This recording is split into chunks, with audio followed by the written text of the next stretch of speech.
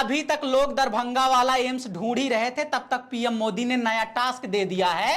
भोपाल में Durgavati railway station को शानदार बताया है, वहीं के लोग ढूंढ रहे हैं ये रेलवे स्टेशन कहां है। जैसे स्टेशन मिल जाएगा तो वहां पर ट्रेन भी मिल जाएगी, बुलेट ट्रेन की रफ्तार से इन्हें दरभंगा एम्स ले जाएगी। वैसे तो लगता है बुलेट ट्रेन से आने जाने का प्लान अब लोगों ने कैंसिल कर दिया है, रोजगार पर सवाल करना बिल्कुल बंद कर दिया है, 15 लाख को चुनावी जुमला मान लिया है, 100 स्मार्ट सिटी ढूंढना बंद कर दिया है, जो कुछ है उसी में संतोष करना सीख लिया है। बरसात में दिल्ली एनसीआर डूबकर बिहार आसाम बन जा रहा है, ढककर छुपाकर कुछ एरिया सजाकर G20 जैसा आयोजन किया जा रहा है। साउथ दिल्ली का विकास करने की जिम्मेदारी जिस सांसद की है वो संसद के अंदर घुसकर गाली दे रहा है, मुस्लिम सांसद पर सांप्रदायिक टिप्पणी कर रहा है। पश्चिम दिल्ली का विकास करने की जिम्मेदारी जिस सांसद की है वो धर्म संसद का आयोजन कर रहा है, मुसलमानों के कत्लेआम का ऐलान कर रहा है। दिल्ली के विकास की जिम्मेदारी केंद्रीय मंत्रियों समेत जिस गृह मंत्री की है वो यहां गोली मारो वाली टीम का नेतृत्व कर रहा है। उधर मध्य प्रदेश में विकास इतना ज्यादा हो गया है कि केंद्रीय मंत्रियों और सांसदों को विधानसभा का टिकट दिया जा रहा है। एक मुख्यमंत्री वहां इतने सफल हैं कि नए चेहरों पर विचार हो रहे हैं, टिकट बंटवारे में बिल्कुल साफ दिख रहा है। कुल मिलाकर विकास का गुजरात मॉडल अब पूरे देश में दिख रहा है। मीडिया वाले बिककर प्रचार कर रहे हैं, प्रचार कहीं बिक रहा है कहीं नहीं बिक रहा है। एम्स दरभंगा ही नहीं, दुर्गावती रेलवे स्टेशन ही नहीं, दिन भर दुबई, लंदन, अमेरिका की तस्वीरों को मोदी का विकास बताया जाता है, मगर मायने ये रखता है कि इस बार खुद हमारा पीएम कह रहा है। मीडिया दुर्गावती रेलवे स्टेशन को ढूंढ भी लाएगा, शानदार भी बताएगा, क्योंकि उनके मालिकों का मित्र कह रहा है। नमस्कार, मैं समरराज बोलता हिंदुस्तान में आपका स्वागत है।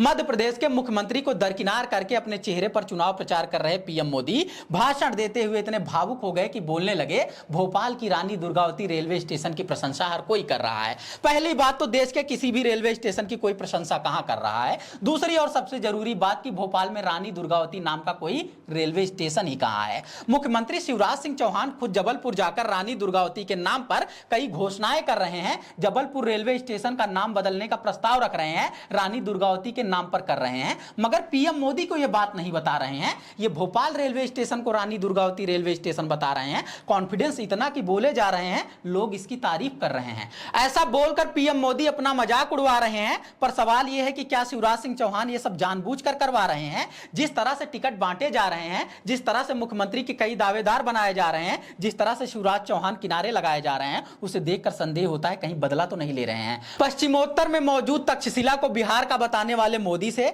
श्यामा प्रसाद मुखर्जी को बंगाल का नहीं गुजरात का बताने वाले मोदी से, चंद्रगुप्त मौर्य को मौर्यकाल का नहीं गुप्तकाल का बताने वाले मोदी से, कभी गंगा न पार करने वाले सिकंदर को बिहार में मिली हार बताने वाले मोदी से, ऐतिहासिक गलतियां या कहें ब्लंडर होना कोई हैरानी की बात नहीं है। मगर नाम बदलने में माहिर सरकार किसी जगह का नाम बताने में चूक रही है, यह बात थोड़ी नई है। हालांकि यह बात छुपी नहीं है कि भोपाल और दिल्ली के बीच सब कुछ ठीक नहीं है, शिवराज और मोदी के बीच कुछ भी ठीक नहीं है, क्योंकि राजस्थान, मध्य प्रदेश, छत्तीसगढ़ के चुनाव लोकसभा के ठीक पहले होते हैं। इसलिए मजबूरी में मोदी को कमान संभालनी पड़ती है, वरना तीनों राज्यों के भाजपा नेताओं का आगे बढ़ना केंद्र की गुजरात लॉबी के अनुकूल नहीं है। इसलिए अभी जो कुछ हो रहा है उसे चुनावी नफा नुकसान के नजरिए से ही देखा जाए। अगर राज्य स्तर के चुनाव में सांसदों ही नहीं केंद्रीय मंत्रियों को चुनाव लड़वाया जा रहा है तो उसे आपसी तनातनी और सत्ता के घमासान के रूप में देखा जाए। बाकी पीएम मोदी ने बड़बोलेपन में ऐसे ऐसे बयान दिए हैं जिसके सामने यह गलती अभी बहुत छोटी लग रही है। वो नाली के गैस से चाय बनाने लगते हैं, ट्यूब में गैस भरकर ट्यूबवेल चलवाने लगते हैं,